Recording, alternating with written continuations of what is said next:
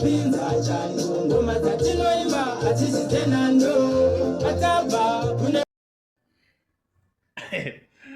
we're back again with yet another video. My name is Paddytwice, Mr. Beast Zimbabwe, and we are broadcasting live from our Paddytwice studios.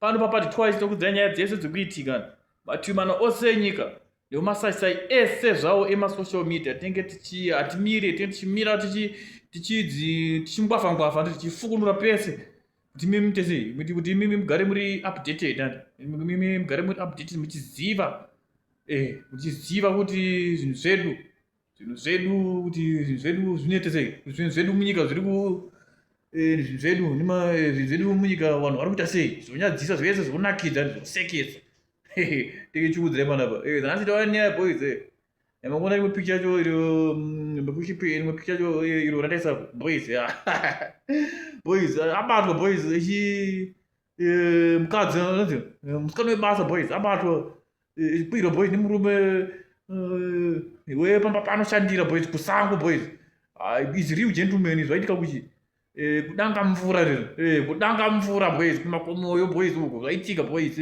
pamutare uko kudanga mvura boys anoise pamutare pana waso boys it's real gentleman imadrid it's real kunge madrid boys andikutaura boys hazisi nyambo saka mimi motudzawo mafungiro enyu mucomment section and comment section ngaite sei ngaibviri and comment section mulike mucomment and apakaipa boys it's real gentleman. My name is Paddytwice, Mr. Beast Zimbabwe.